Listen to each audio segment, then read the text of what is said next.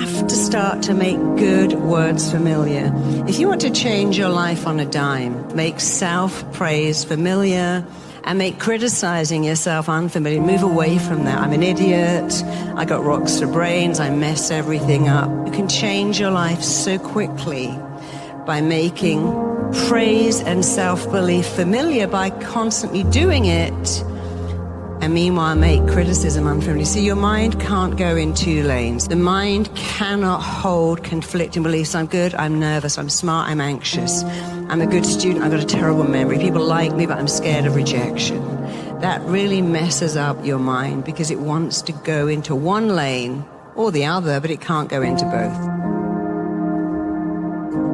It all comes back to two things: the pictures you make in your head and the words you say to yourself, which you are free to change. The way you feel about everything. Our mind loves what is familiar and really hates what is unfamiliar. If your mind loves what is familiar, all you've got to do is make good stuff familiar. And one of the things you can do to make familiar that will change your entire life is to make self-praise familiar. I'm good, I'm smart, I'm kind, I'm nice, I'm interesting. This is what is so important about your mind. It doesn't know and it doesn't care if what you tell it is good or bad, useful or pointless, beneficial or not. Your mind doesn't know and it doesn't care, because your mind makes your thoughts real every minute of every day. Your mind makes your thoughts real. And if your mind makes your thoughts real, you better learn to make better thoughts. I mean, imagine if we taught kids that at 5. Your mind's job is making your thoughts real, and your job is think better thoughts. So when you understand the workings of your mind, point 1 is your mind does what it thinks you want. And if you go, I don't want to be rejected, I don't want to be dumped, I don't want to fail, I don't want to get it wrong, I didn't want to go to school on Wednesday and take that exam. Your mind goes, okay, I'm tuning in. Don't want to go to school on Wednesday. Why don't I give you a raging headache, chronic diarrhea? I don't really care. I just understand to give you what you want. The mind is not logical. It just tunes into what you think. And when you think better thoughts, you change your life. So we want to be the CEO of our own mind. How do we do that? Well, it really is very easy. Don't complicate it. It all comes back to how do you talk to you. I've been working with teenagers all my adult life, and I never cease to be horrified by how they describe it. I'm an idiot. I'm a piece of you-know-what. I have rocks for brains. I'm not very good. My dad never sees me, so I guess I'm worthless. And I always teach them, look, the most important word you will ever hear to yourself in your whole life, and not for some hot girl or some hot guy, or even a teacher saying, gosh, you're smart. You are the best kid I've ever had in my class. Or even a parent saying, wow, parenting you is the joy of my life. No, the most important word you will ever hear in your whole life come from you. You have to look at your beliefs. Whatever you believe, you're going to make it real. And when you believe you're going to do something amazing, whatever you believe, you'll make it real. So you've got to think about your beliefs, because first you make your beliefs, and then your beliefs turn right around and make you, and then there's something called confirmation bias. I believe I'm not smart. I believe my mind isn't very quick. I believe people don't really like me. And I've made that belief, and it's definitely making me, because now I'm kind of shy, I'm insecure, and now I'm looking for proof of what I believe is truth. If I wake up and I think I'm not enough, what kind of feelings would I feel? I'll give you a clue. There isn't a single good one in there. Listen, behaviors. I wake up and think I'm not enough. I feel sad, or I feel angry. How am I going to behave? Pick anything. Again, here's a clue. None of them are good. I don't take any risk. I'm risk averse. I stay at home. Maybe I cry. Maybe I act out. Maybe I start bullying people. The emptiness you feel inside is always because of the needs that weren't met. And one of your needs is to believe in yourself. And if you don't have that, you feel this emptiness here not enough. If I'm not enough, guess what I need? More. More food, more praise, more followers on my feed, more alcohol, more something. If I said I'm enough every day, what kind of feelings would I feel? Here's another clue. This time they're all good. You can't say I'm enough and feel terrible. See, words are like balm. If my skin was very dry and I put lotion on, my mind doesn't go, is that from Prada or did you get it free on an aeroplane? Doesn't care. Balm soothes dry skin and words soothe something else. Words are nourishing. If we think we're enough and we feel happy, powerful, loved, secure, you'd work on your goals with the belief, I can achieve my goals because I'm enough. I'd talk to people. They can't reject me. Nobody can reject me except me, and I'm never going to do that because I'm enough. I would take some risks. You can tell yourself whatever you like. You know, Muhammad Ali said, I told myself I was the greatest before I was. You know what happened? In everyone's eyes, I became the greatest. What a concept. Tell yourself you're the greatest. I want to show you how to manifest. There are 3 ways to manifest. One is just sitting there thinking, I'm going to manifest everything. But you have to manifest in 3 ways. The first is you must believe you are worth it, whether you want.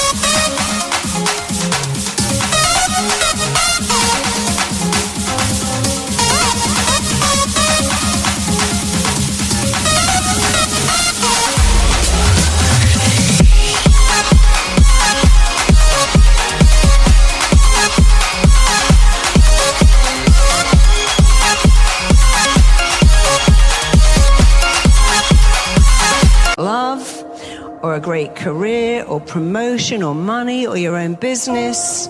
If you don't do step 1, which is believe you are worth it, you won't be good at manifesting. The second is you got to really know what that looks like. And then you got to do the work. You'll say, oh, I thought I could just manifest. No, you still got to study, still got to write your program, open your business, work. 80% of your success is down to having a success mindset.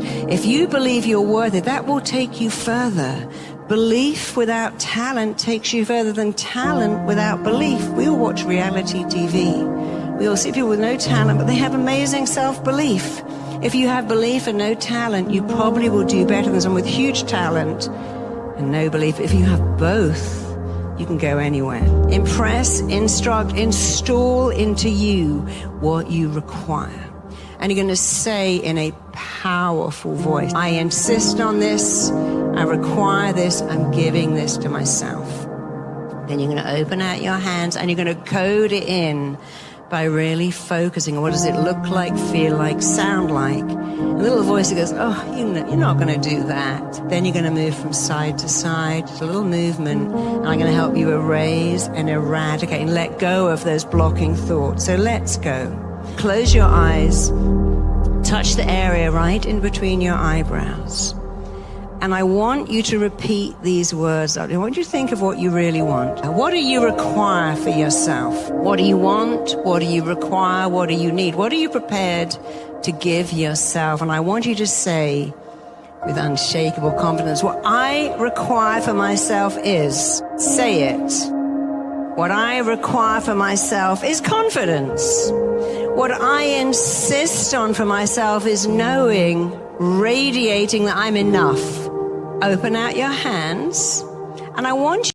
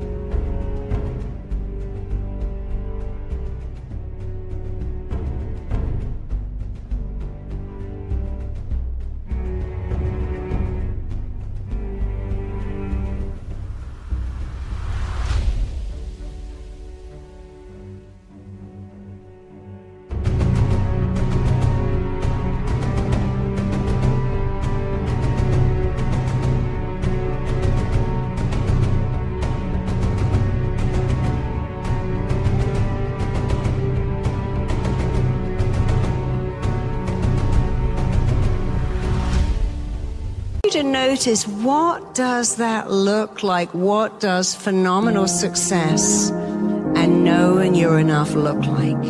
I want you to feel it. Feel that feeling of knowing that you radiate confidence from your very pores. Notice what that looks like. So see, how would you move? How would you talk if you had unshakable confidence and enoughness? Feel the feeling of radiating unshakable confidence. See what it looks like. Notice what it sounds like. How do you dialogue with you? How do you dialogue with others? And how do they dialogue back? See, one of the marks of self-love is, how do you talk to yourself? Because if you love yourself, you're I'm an idiot, I got that wrong. You go, I did something, wasn't quite right, but I learned. So I want you to notice what it sounds like when you dialogue with you in a powerful way. Don't just hear it, do it. This technique won't self-implode. You have the power to impress upon yourself, to install and instruct your mind with how you want to be. Call it in, code it in.